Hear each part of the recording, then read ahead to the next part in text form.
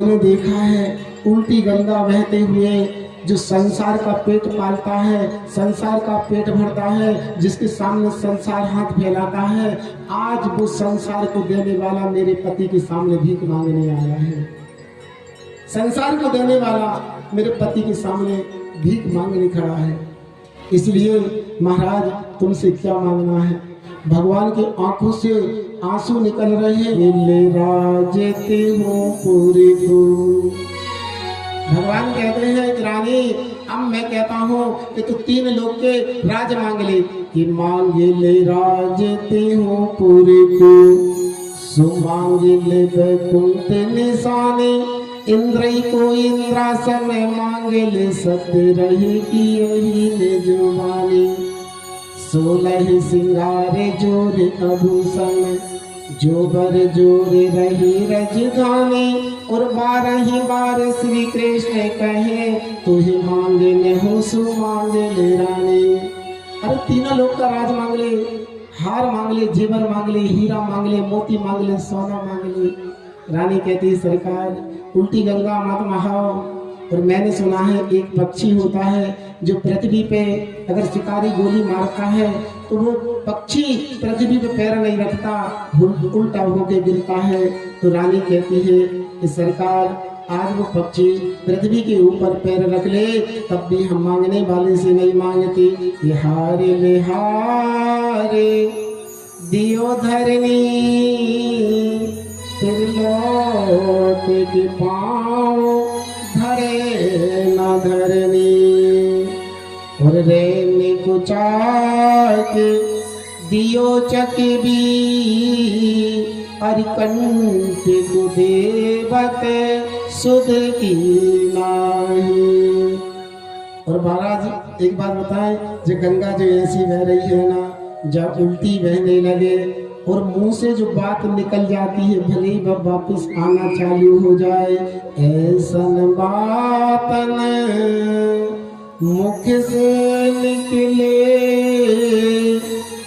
फिर आवत नाही।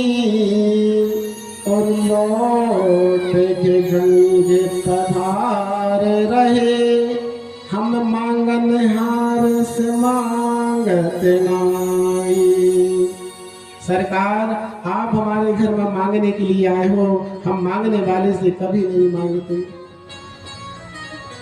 आप कुछ तो मांग लो, भगवान ने कहा कुछ तो मांग लो, कुछ तो मांग लो। तो रानी बोली सरकार अगर देना है तो हमारे पति को एक ही चीज दे दो। बोले क्या? बोले जब हमारा पति घर के अंदर रहे तब आप बाहर खड़े मिले, जब हमारा पति घर के बाहर से अंदर जाए तब भी आप बाहर खड़े मिले। भगवान ने कहा इसका मतलब ये है हम तुम्हारे चौकीदार बन जाएं। रानी बोली हम पहरेदार नहीं जानते, हम चौकीदार नहीं जानते क्या होता है, हम तो इतना जानते हैं कि जब भी हम घर के बाहर निकले आप दरवाजे पे खड़े मिले और घर के अंदर जाएं तब दरवाजे के पास खड़े मिले। तुरंत भगवान ने कहा ठीक है राजन, हम तुम्हें सुतल लोक का राज देते हैं और वहां पर हम आपकी पहरेदारी करने के लिए खड़े हो जाएंगे। आज स्वयं भगवान साक्षात जगत को देने वाले हैं बलि को छलने के लिए आए थे और स्वयं छल गए। सुतल लोक में भगवान बलि के दरवाजे पे खड़े हो गए, गदा नहीं थी, पहरेदारी करने लगे। एक दिन नारायण नारायण करते हुए नारद जी लक्ष्मी के जी के पास पहुंचे। मैया आपके पति देवता नजर नहीं आ रहा है? लक्ष्मी जी ने कहा हाँ बहुत दिन से तो नहीं आ रहा नजर। बोले बलि को छलने के लिए गए थे, खुद चौकीदार बन के बैठे हैं बलि के यहाँ। लक्ष्मी जी ने कहा ऐसा? तुरंत लक्ष्मी जी ने अपना रूप बदला, वेश बदला और जंगल में पहुंचे। और जंगल में जाके बलि ने देखा ये कौन सी नारी है, कौन सी स्त्री है। यहाँ लक्ष्मी जी रोने लगी, संसार में हमारा कोई नहीं है, न हमारे माँ है, न हमारा बाप है, न हमारा भाई है, न बंधु है। बलि ने कहा बहन ये कलाई सुनी है, बांध इसमें राखी। अच्छा भैया, तुरंत लक्ष्मी जी वेश बदल के गई थी, बलि के हाथ में धागा बांध दिया। एन बद्धो बलि राजा दानवेंद्रो महाबला तेन त्वां प्रतिबन्धनार्ते मंचलमाचले। यही महाराज धैवला पीट दिया हाथ में बलि के रक्षाबंधन के दिन। बलि ने कहा बहन मांगो, क्या मांगना चाहती हूँ भाई से, सारी जिंदगी तुम्हारी रक्षा करेंगे। तो लक्ष्मी जी ने कहा तो एक ही चीज दे दो। बोले का? बोले तुम्हारा जो पहरेदार है ना वो हमें दे दो। तो बलि बोले जी हमारे प्राण हैं। तो लक्ष्मी जी बोली जी हमारे प्राणनाथ है। अगर आपके जे प्राण है तो हमारे जे प्राणनाथ हैं। इसलिए महाराज इनको वापस कर दो।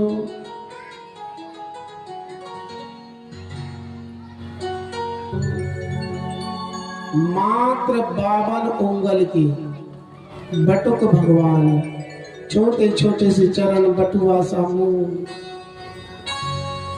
बृहस्पति ही ब्रह्म सूतम। गुरु बृहस्पति जी ने बटुक भगवान को जनेऊ धारण करा दिया। कमंडलम वेद गर्भः। ब्रह्मा जी ने कमंडल दे दिया। अवक्षमाला महाराजः। देवी सरस्वती जी ने अक्षय माला प्रदान कर दी और माता कात्यायनी ने भिक्षा दान कर दी। अन्नपूर्णा देवी ने हीरे मोती डाल दिए। अन्नपूर्णे सदा पूर्णे शंकर प्राण वल्लभे। ज्ञान वैराग्य सिद्धर्थम भिक्षाम देहि पार्वती। और जो भिक्षा में दान मिला हुआ था ना बटुक भगवान देने लगे गुरु जी को। तो गुरु जी ने कहा भैया छोटी मोटी भिक्षा से काम नहीं चलेगा, देना है तो हमें त्रिलोक की भिक्षा ला के दे दो। गुरुजी कौन हमें त्रिलोक की भिक्षा दान कर देगा? बोले सीधे नर्मदा के किनारे चले जाओ, बलि यज्ञ कर रहे हैं, स्वाहा स्वाहा। महाराज त्रिलोक यहाँ तुरंत अपने छोटे छोटे कदमों से उस यज्ञशाला की ओर बढ़े जहाँ पर बलि महाराज का यज्ञ चल रहा था। और दूर से ही जैसे ही बलि महाराज ने देखा, ओहो कितना सुंदर बालक चला आ रहा है, ऐसा लग रहा है जैसे सूर्य नारायण साक्षात चले आ रहे हो। और जैसे ही यज्ञशाला के पास में आए तो बलि ने स्वागतम ते नमस्तुभ्यम ब्राह्मण किम कर्माम ते। आइए आइए ब्राह्मण देवता आपका स्वागत है। कहाँ से आए हो आप? आज मेरा कुल पवित्र हो गया, आज मेरे पितर प्रसन्न हो गए। बलि ने कहा महाराज आज्ञा करिए अपने छोटे मुख से, जो तो तुम मांगोगे हम देने के लिए तैयार हैं। ऐसा लगता है महाराज तुमको देखने से ऐसा महसूस हो रहा है कि हम अपना सब कुछ तुम्हें दान में दे दे। आप कहो तो गाम कांचिनम गुणवदादमुष्टम तथा कन्या में मुतबाब प्रकन्याम। आप अगर कहो तो 2-4-5 गांव सोने के बना के दे दें। आपका अगर विवाह नहीं हुआ तो कोई ब्राह्मण कन्या से आपका विवाह करवा दे। आप बोलो तो अपने छोटे मुख से आज्ञा तो करो। गुरुजी देखो ना इनको, जो बोल क्यों नहीं रहे? गुरुजी ने कहा अरे देख नहीं रहे, इनकी माला जप रही है। कोई माला जपते समय कोई बोलता है क्या? भगवान ने कहा बलि महाराज तुम्हारे दादा दानी, तुम्हारे परदादा दानी, और तुम दान की बात करो तो इसमें कौन से अचंभे की बात है? बलि और प्रसन्न, इतना छोटा सा बालक हमारे दादा परदादा को जानता है। मांगो आप क्या मांगना चाहते? भगवान ने कहा राजन अगर देना चाहते हो पदानी त्रीणतेन्द्रे संविताम पदाम हे राजन, अगर मुझे देना चाहते हो ना तो मुझे 3 पग भूमि दान में दे दो। बलि महाराज हंसने लगे कि महाराज, सम्राट के पास में खड़े हो, 100-200 एकड़ मांग लो। अरे 3 पग में तो तुम्हारी आसन नहीं बिछेगी, मांगना भी नहीं आता तुमसे। अगम बुद्धि बनिया, मध्यम बुद्धि जाट, तुर्क बुद्धि तुरक ना, ब्राह्मण चौपट पाए।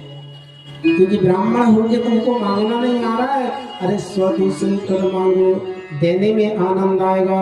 भगवान ने कहा नहीं, जिस प्रकार तुम दानी हो इसी प्रकार के हम संतुष्ट ब्राह्मण हैं।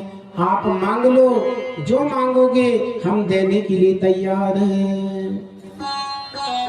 भगवान ने कहा राजन, एक बार ध्यान से सुन लो, ये 3 पग भूमि जो हम दान में लेंगे ना, तुम्हारे पग से नाप के नहीं लेंगे, हमारे पग से नाप के लेंगे। बलि ने कहा और कर लो बातें, 3 बिलान की तो ये ठहरी। महाराज, तुम अपने चरणों से नापोगे तो क्या तुम्हें जमीन मिलेगी? और महाराज दूसरी बात सुन लो, हम बिगड़ संकल्प के दान नहीं लेंगे। जब तक आप संकल्प नहीं करोगे तब तक हम दान नहीं लेंगे। बलि ने कहा महाराज, छोटी मोटी चीज मांग रहे हो, इसमें क्या संकल्प करने की आवश्यकता है? शुक्राचार्य जी ने देखा इतनी देर से इनकी बातें चल रही हैं, आखिर जी है कौन? तुरंत शुक्राचार्य जी ने आंखें बंद करी, और जैसे ही आंखें बंद करी भगवान समझ गए जी कार बिगाड़ देगा, काम बिगाड़ देगा। तुरंत शुक्राचार्य जी ने आंख खोल के कहा सावधान बलि, ना जे बामन है ना जे त्रेपन है, जो साक्षात नारायण है, तुम्हारे साथ में छल करने के लिए आया है। बलि ने कहा महाराज, चाहे 52 हो, चाहे 53 हो, और चाहे साक्षात नारायण हो, हमारे दरवाजे में ब्राह्मण आए हैं, संकल्प करो, हम दान देने के लिए तैयार हैं। तुरंत भगवान ने कहा बलि हाथ में जल ले लो। उसी समय शुक्राचार्य जी जाके जल के पात्र में बैठ गए और ऐसी आंख लगा के बैठे कि जल निकले ही नहीं। बलि ने तिरछा किया, पात्र को जल नहीं निकल रहा। भगवान समझ गए बलि बर्तन पुराना हो गया है, जंग लग गई है, लाओ हम ठीक कर देते हैं। तुरंत भगवान ने अपनी आसन में से एक नुकीला सा तिनका निकाला और उस जल पात्र में जैसे ही अंदर डाला है, उसी समय वो तिनका शुक्राचार्य जी की आंख के ऊपर बैठा। तो शुक्राचार्य जी की आंख गोविंदाय नमो नमः। शुक्राचार्य जी निकल के भागे, हे भगवान, कोई दे रहा है, कोई ले रहा है, हम जबरदस्ती के एक बल्ब के बन गए। ध्यान रख लेना, ये कथा ध्यान देती, कभी दान देने वाले को रोकना नहीं चाहिए और दान को बताना नहीं चाहिए, नहीं तो जीवन में फिर एक बल्ब बचेगा, एक ही बल्ब से काम चलाना पड़ेगा। आज शुक्राचार्य जी उसी समय जैसे ही अद्ध विशेषण विशिष्टायाम शुभ पुण्य तथा